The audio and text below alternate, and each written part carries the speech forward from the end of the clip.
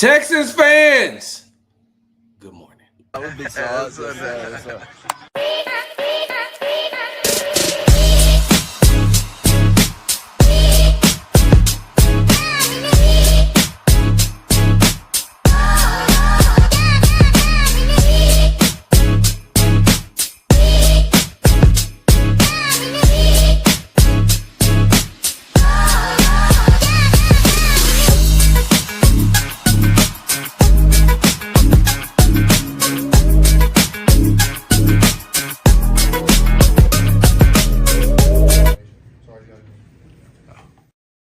Texas fans, good morning. Hey, guess what? I got to tell y'all this. I ain't here for a long time. I'm just here for a good time. Sarge, I hope you hear to say CJ throwing. Good morning, Alexis. Good morning, Cedric. Right? Ain't that how the song go? I'm not here for a long time. I'm just here for a good time. There we go. Oh, y'all see I got the merch on. Oh, I got the merch on. Good morning, and welcome to the Texas Tailgate Talk Live right here, sponsored by Big Sarge Media. Hey, look, I'm going to get some sponsors, though. I'm going to have some sponsors. What's up, Sarah? Good morning. I'm going to have some sponsors, but make sure you follow me on the app formerly known as Twitter at Big Sarge Sports with a Z at the end. Follow me on the Tick and the Talk at Big Sarge Media. Make sure you're subscribed to the Texas Tailgate Talk podcast and YouTube channel, all one word, Texas Tailgate Talk. Make sure you're subscribed. And make sure you follow me on Instagram at Big Sarge Sports with the Z at the end. Do it with me now. Ready? To the left. Back it up. There, y'all. To the right. Because, we do everything for the ground. Hey, what's going on, y'all? And look, y'all saying to yourself, wait a minute, Sarge, didn't we just spend 2.5 hours with you last night? Didn't we spend 2.5 hours with you and at least an hour and a half with AD, and now you're back? What did I tell you all on Monday night? What did I tell you all on Monday night? Hey, it's time to ramp this thing up. We only got 6 months left in this. We only got 6 months left in this year. Football season starts in September. By the time September comes, I want y'all to be so locked in and dialed in to saying, hey, I can't get good Texas content nowhere but from Sarge. And because he always is consistently working, he's always putting content out. He's always he's always making sure that we as Texans fans, and hold on, let me say this before I get started. It's funny because it isn't just Texans fans, though. There are a lot of the fans around the AFC South that watch my content as well. There's a lot of fans around the AFC South who are fans of the other teams that watch the content as well, because they're trying to, hey, what's going on over there and what's going on in Houston? And so they're trying to figure out what's going on as well. What's up, Larry? And so I appreciate them too. I appreciate them joining the Texans Tailgate Talk as well. But we need to make sure that before we even get into training camp, that we are all on the same page. And on the same page, meaning I'm going to provide the content. Hopefully you can subscribe to my channel and show up here and let's have a conversation. Let's have a back and forth. Let's talk. I'm here. I'm getting ready to head out here. And I want to say I'm going to be here about 20 minutes or so. I'm going to be here about 20 minutes before I head over to NRG Stadium and go to the Methodist Training Center. The Houston Texans will have their final day, will hold their final day of OTAs as far as the media availability is concerned.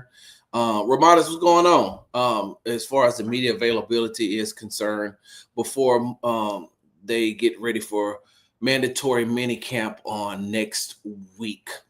And so there's a couple of things that I want to talk about before I get ready to get up out of here and move on. There's 3 things that I want to hit, right? I'm going to sound like an old Baptist preacher today. So y'all just bear with me for a second. And what I mean by old Baptist preacher is this is for those who grew up in a Baptist church or may still go to a Baptist church, you're going to be able to relate to this. But if you're, practice a different religion, if you have a different faith, just bear with me. I'm going to tell you what I mean. So in the Baptist church, right? In the Baptist church, the pastor has 3 points. He's going to give you the scripture, and then he's going to make 3 points. And then after that third point, he's going to end up at the cross. Any Baptist preacher that doesn't end his message at the cross, any Baptist preacher that doesn't end his message at the cross and at the resurrection, you in the wrong church. You got to move. That's not a good church. That's not a good Baptist church. There's a lot of reaching and negativity this morning from Texans media. I'm pretty sure it is too, Sarah. Hold on, let me put that up there. Yeah, I'm going to talk about that in just a second.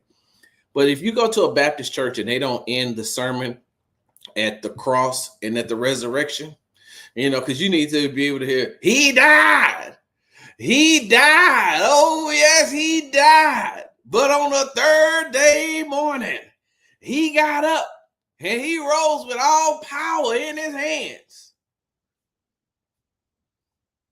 So a good Baptist church, right? A good Baptist preacher will make 3 points, end up at the right, Ramon, end up at the cross, at the resurrection, then the benediction. Now it may take an hour and a half to get there, but you're gonna get there. We're gonna get to ours quick. It's only gonna be about less than 20 minutes now before we get to our benediction right here on the Texans Tailgate Talk morning show. I like the sound of that. I do. We'll talk about it later. All right, one of the first things that I want to talk about is, will CJ throw today? Will CJ throw at OTAs today? And my thing is, doesn't matter. I haven't tuned into us in a while. I've been tuned. Hey, man, continue to thank you for the support. I appreciate that. But will CJ throw today in front of the media? We've talked about this ad nauseum. We've talked about this until we can't talk about it anymore. And I'm pretty sure that they're going to keep talking about it. I'm pretty sure they're talking about it right now.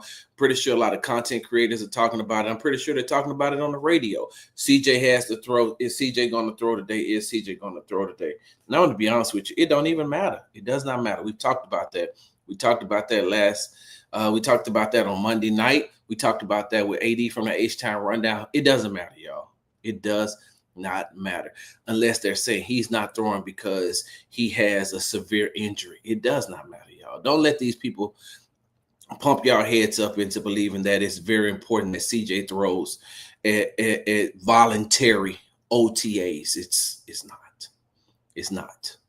Now, you're going to have mandatory minicamp starting next week, and I'm pretty sure they will get an opportunity to see CJ throw some, because that'll be the last time he'll be able to have the whole team together, the whole offense together before they go on their break and come back for training camp at the end of July. And so maybe in mandatory minicamp, you'll get a chance to see, or we'll get a chance to see a little bit more, and I'll definitely report that. But let me tell y'all something. The number one thing that everybody's going to be talking about heading into OTAs is, will CJ throw? And if he does, then cool. And if he doesn't, then cool. It really is not a big deal, y'all. It really is not. And so I'm not here to tell other Texans media members or content creators how they should, structure or what content that they should talk about. That's them. I'm going to tell you, it's not. What's up, Miles, and that cognac? That's left up to them and how they put their stuff together. All I'm telling you is it's not a big deal. It's not. It is not a big deal. If CJ was hurt, if CJ was injured, if CJ couldn't throw, I would be the first one to tell you all that, hey, CJ ain't throwing because he hurt. And that's not the deal. So it's not a big deal, y'all. That's the first. Excuse me. That's the first thing. Will CJ throw? It don't matter. Right? The second thing. Minicamp means more than voluntary OTAs, right? Minicamp, the mandatory. Hey, what's going on, Queen? How you doing? Mandatory minicamp means more than voluntary OTAs. And now I know we talked about this. I told you in the Army, there's a lot of times you get voluntold to do things. It's like, hey, look, it's not mandatory, it's volunteer, but you should be there. And so a lot of people are up in arms about the people that are not at the voluntary OTAs. And I don't know how many other people are reporting this thing to you all. I've told you all on multiple occasions after we've been in attendance last Wednesday, last Friday. Hey man, let me tell y'all something. Listen, it ain't that they're not there. It's just that they're not on the field. They're in the building. They're at the facility. They're there. I showed you all a video that I took last week of Henry Toa and Christian Harris playing catch.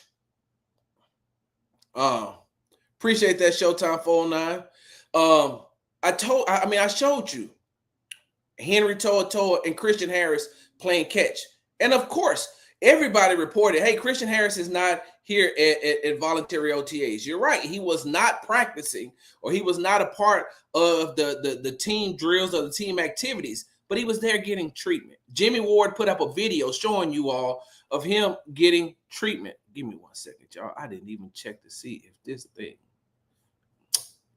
Nah, that's bad on my part. I hope now I sound a whole lot better. I hope I sound a whole lot better to you all. I had to turn my mic on. I was using the computer.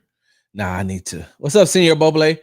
But there were a lot of players who were reported not at voluntary OTAs, who were at the facility, who was in the building, and who, after the media session was done, after the post practice interviews were done, they came out on the field to get some work in. We were inside the bubble 2 days, and they were out there in 2 days. So mandatory minicamp means more. Now, next week, when we start giving you the updates about who's in attendance and who's not in attendance, as far as mandatory minicamp is concerned, if they're not there now, I don't say that you get concerned, because it's not training camp, but it's a mandatory camp. And if they're not there in mandatory camp, now we need to know what's going on. Real quickly, let me put this up here because I didn't get an opportunity. And let me tell you all something. We talked about this on Monday night, and I apologize, but when I have guests on, I try to make sure that the guests have the majority of the time. And so I didn't want to just keep going into the comments, but you all know when it's just me, it's me and you. We're here together. So Showtime 409 says, why do you think different podcasts and shows making a big deal out of OTAs? Well, when we had AD from the H-Town Rundown show, the host of the H-Town Rundown on Monday night on the Texans Happy Hour, he said it's just a lot of these content creators get all, they need the content. He made it the equivalent to the meme of the Dave Chappelle character of, it's Tyrone Biggums. I meant to tell him that last night. It's Tyrone Biggums, where like, y'all get any more of that crack rock? y'all got any more? Look like Pookie from New Jack City. It be calling me, man. It's a lot of people that are they need the drama. Like, that's what fuels them. That's what feeds them. They need the drama. They need they need that type of, oh man, let's make it like the sky is falling, and really the sky isn't falling. But they want you all to believe that the sky is falling, and it's not. That ain't me. I'm sorry. That ain't me. I can create content without making you think that the sky is falling all the time. Everything ain't always bad. Everything ain't always good. What I came right here on this show and that former show that I was on during last season, and I told you, when it was inside of the offensive line room, what did I tell you? They got problems inside of the offensive line room. It ain't good over there. When they were having the problems and the issues as far as the plays and the route concepts, and with former offense coordinator Bobby Slowick and former offensive coordinator Bobby Slowick and Ben McDaniels with their the passing game coordinator. When it was things wasn't right, I told you things wasn't right. But when things were good, I told you they were good. There's one thing that you're gonna know about Big Sarge and the way that he uh delivers his content. He always gonna shoot it to you straight. I'm gonna shoot it to you straight. I'm not going to make something bigger than what it is. If it's a big thing, I'm going to tell you it is a big thing. Hey, this is a big deal. If something is going on, hey, this is a bigger deal than what you all may have what may have been reported. And I want to be honest with you. I don't see what's up, John? I'm gonna be honest with you. A lot of I don't see a lot of other people's stuff. I get sent a lot of stuff. There's a lot of things that come to me and that sent to me that I see, but I really don't, I don't purposely go and look for a lot of people's content. I don't purposely go and look for a lot of people's no stuff. I support the people who support me. Don't get me wrong. I support the people who support me. But when you don't, when if you and I ain't if we don't vibe, I keep that same energy, y'all. I told you that on multiple occasions.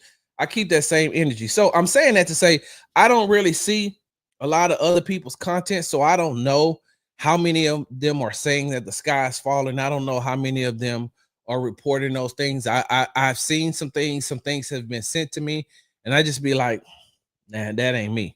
So I ain't here to talk about nobody. I ain't here to talk down on nobody. I mean, it is what it is.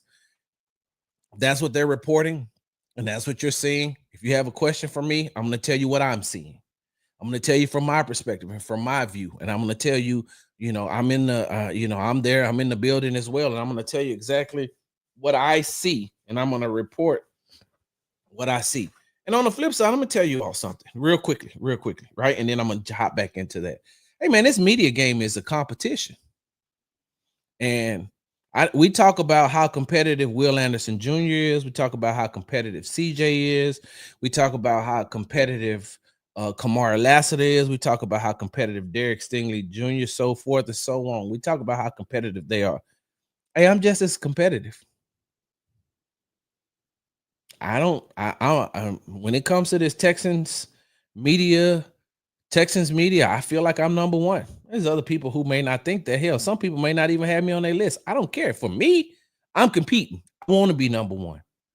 I want to be number one in this aspect. Breaking news, I don't care nothing about that. I'm not trying to get old, and I'm not trying to be like Woj is now, retired and trying to regain his sanity, right?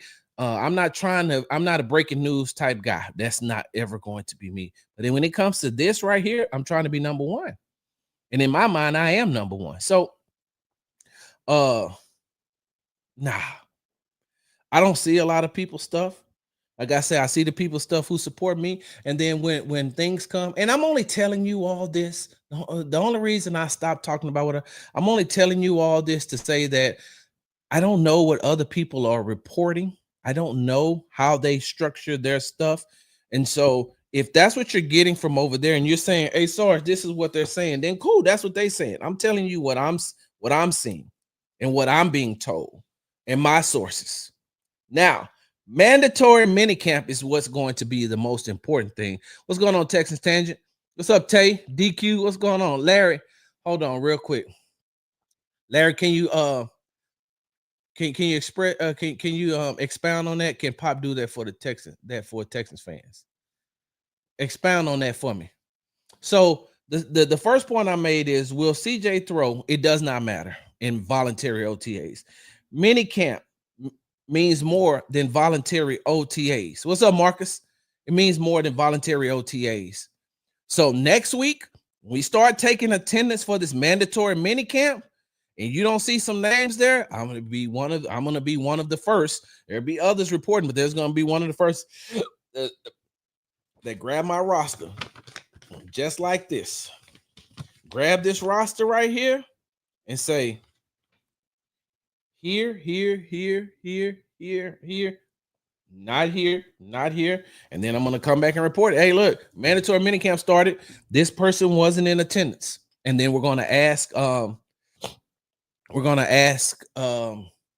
D'Amico, hey, if it's a significant person that's not there, we're gonna ask him, hey, why isn't he why isn't such and such here? Why isn't such and such here? What's up, Lou? Hey, let me know when those shirts come in. What's up, Brandon? Um, well, yeah. So will CJ throw? It doesn't matter. Mandatory minicamp means way more than voluntary OTAs.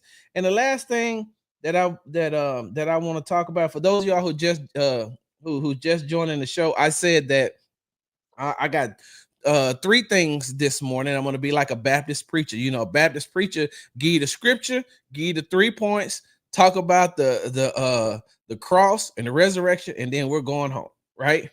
And so, hold on. The last thing that I have right here is, well, before I get to the last thing, Larry has Larry said something that I want to talk about. Can Pop transform those guys he has in the O-line room into maulers and bullies that protect CJ and handle stunts and D-lines that want to disrupt our offense? The trenches has to be transformed. So, what's up, Rudy? What's up, Touch of Trent? Larry. Last season I talked about this. Towards the end of last season, I talked about this. During this off season, I talked about this. I talked about this probably within the last 2 weeks. And I know with your busy schedule, you might not have been able to catch it. So you might have been busy. I mean, you could always make sure you go back and look on the Texans Tailgate Talk on YouTube, all one word, Texans Tailgate Talk. But so you said, I'm gonna break this question down and I'm gonna answer it in pieces. Can Pop transform those guys he has in the offensive line room into maulers and bullies? Yes.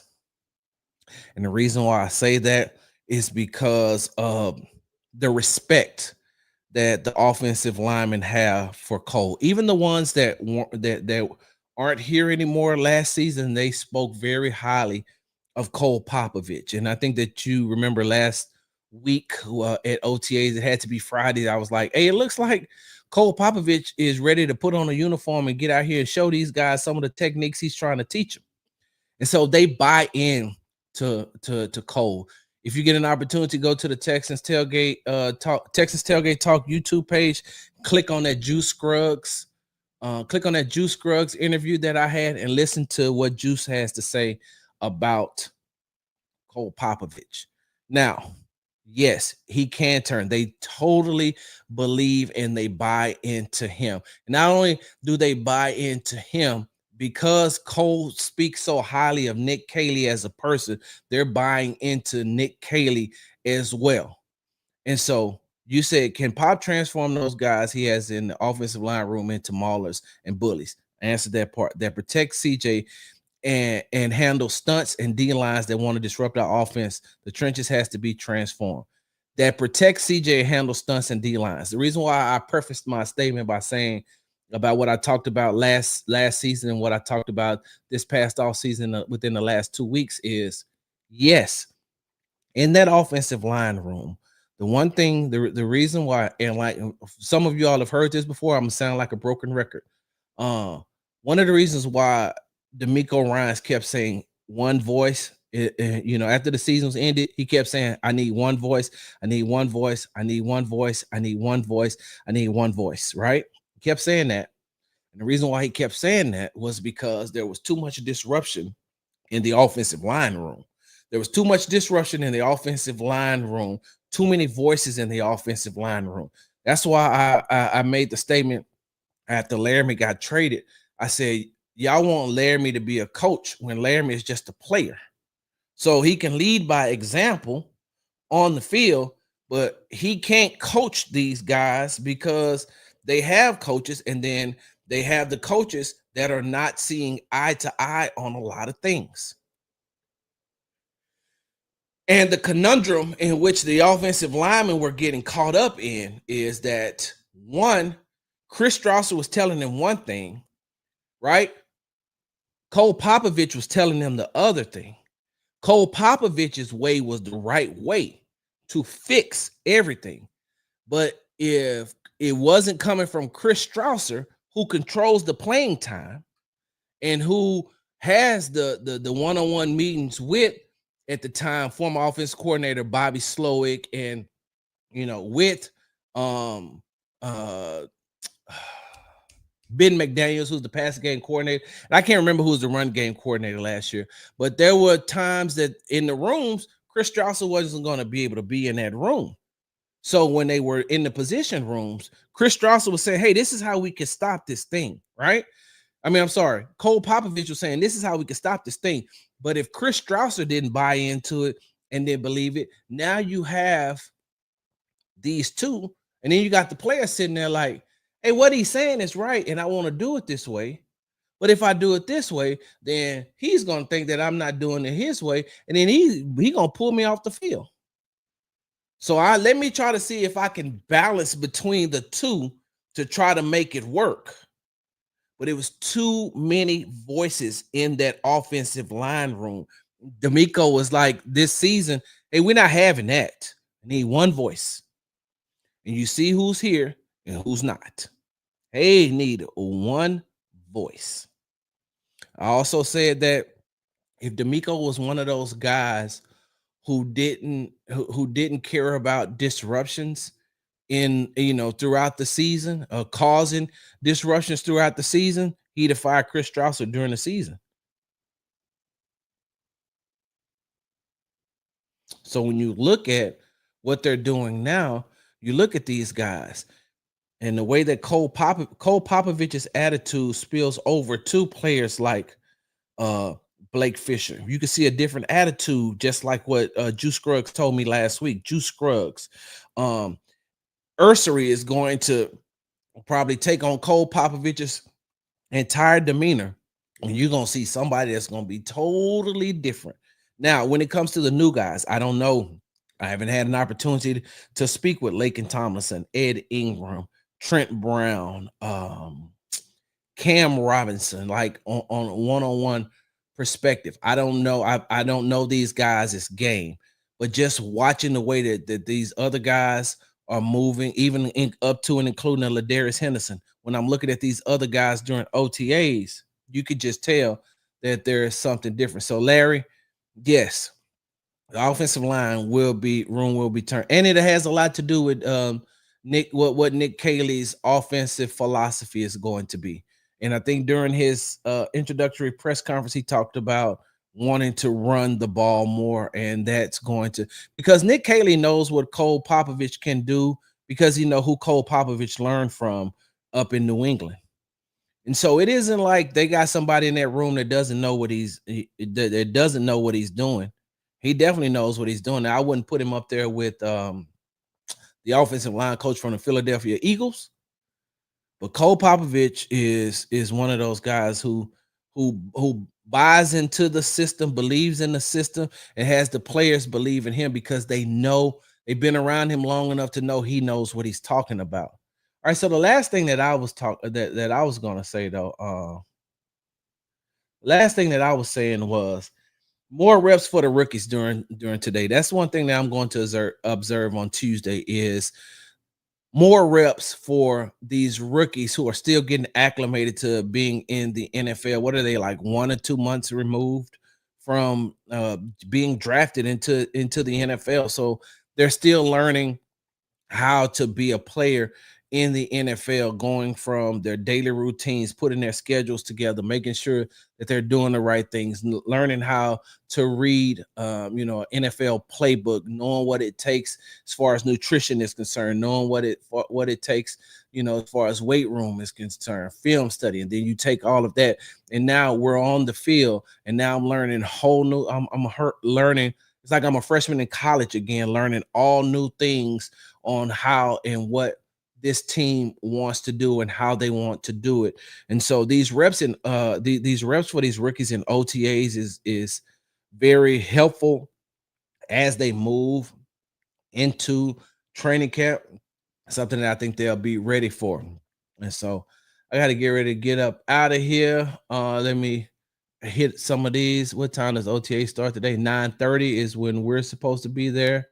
Tay says the O-line takes on the personality of the coach and coaches. If the coach didn't have that dog mentality, then eventually the line will follow suit. I didn't see Cole Popovich and Chris Strauss are like night and day. We can talk about that a little bit later on. If you do, we call him Pop Baby Jesus. I'm buying in. Appreciate that, Larry. Let's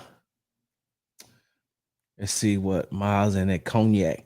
I believe there is talent in that O-line room. We saw Patterson and Scruggs doing the rookie show promises and flashes. They mishandled and were not coached right last year, and Pop knows that. Hey, let me put that. Let me keep that right there, and then I gotta go real quickly.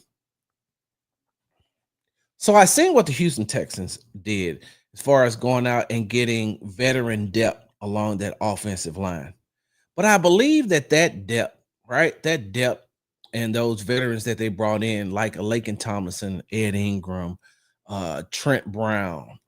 They brought Trent Brown. Who am I missing? Cam Robinson. They brought in another guy too. What's the center's name? Y'all give me a second now because I gotta find it. It's a center. Nope. Since somebody help me out on that, I can't think of. I'm not talking about Eli Cox. He's a rookie. There's another guy that they brought, Jake Andrews, right? Even though he's only been in the league, the same amount of time, but like some people are looking at some of these guys that they brought in, but there's somebody else that I'm missing. I don't think it's Jake Andrews. There's somebody else. Hold on, he may be a guard. I'm sorry, y'all. I looked at centers. He may be a guard. Give me a second. What am I thinking? Not Ed Ingram.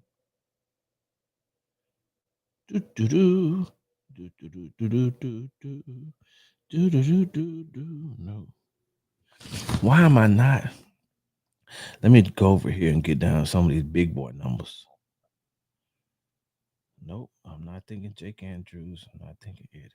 It's somebody else. Nope, that's not it either. Nope.